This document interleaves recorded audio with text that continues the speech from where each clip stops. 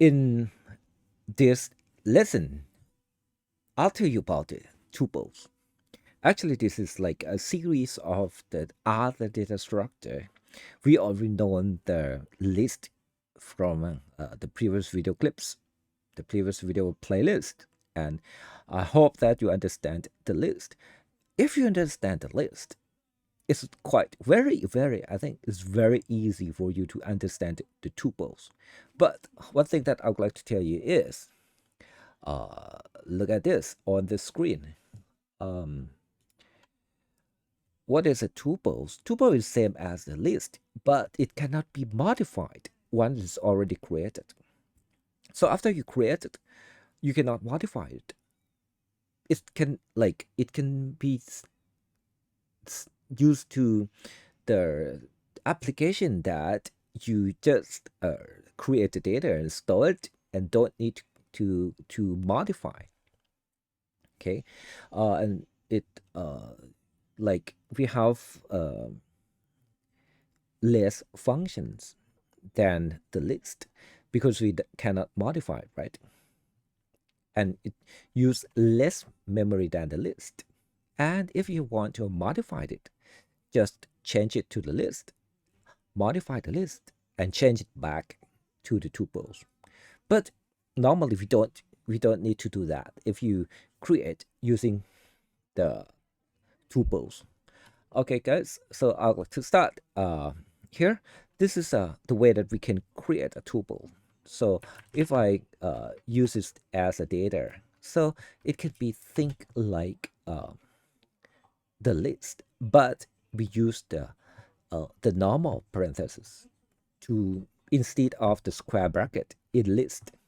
So the first one, I try to choose some data like this is the list of the data. So this is the data that you stored in 1, 2, 5, A, B, C, stored in this variable.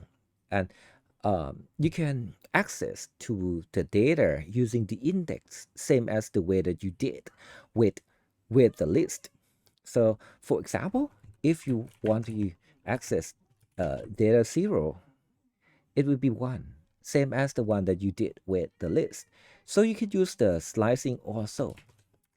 For example, for 3 to 4, less than 4. So it is 0, 0, 1, 2, 3, not 4.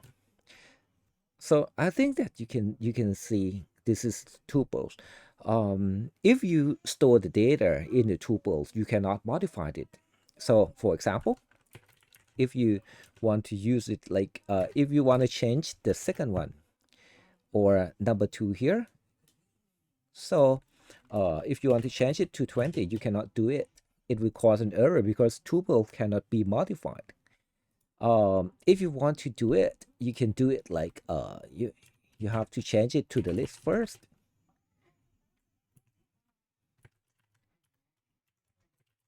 And then modified it. But we don't use this way because we normally, if you want to change it, sometimes you have to use the list. Okay, so you can change it back to the tuples. You can use tuple function also. So this one, after you write the program like this, now your data will be the second one will be 20. Just change. But normally we don't do something like this because if we decide to use the tuples, we always use it as it once we already created. It will be like that. Okay, so and you can use it to store something like the list.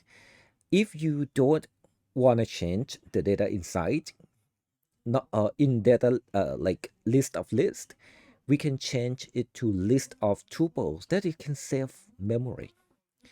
Okay, for example, if you have the data like the student score, like for example, for IDA1, the first score is 10, For example, we have three data, three parts like this. This is the data of student one. This is student one's score. Okay, and you have the student two score. We will like A2, and this is will be 8 and 25 and 35. And the last one is student 3 score, A3 and 9 and 27 and 31.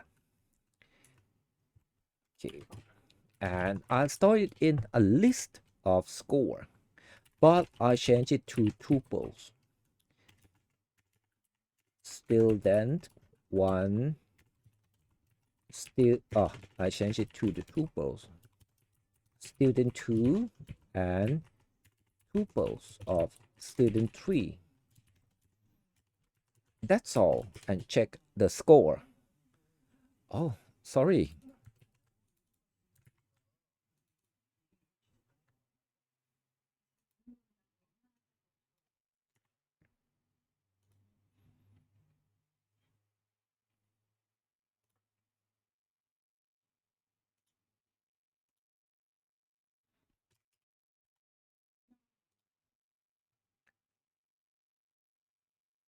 If I store it in scores, I will store it in a list. But if we store it in a list of score like this,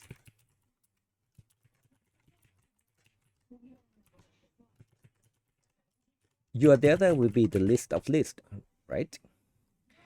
And we can use the tuple function to change the list into the tuples. We change it like this, and this time you will have the list of the tuple that can save memory.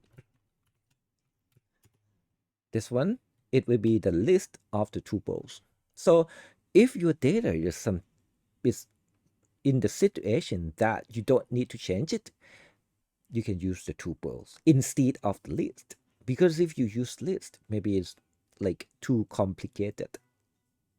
Okay, so I hope that you get the idea of how can you use the tuples.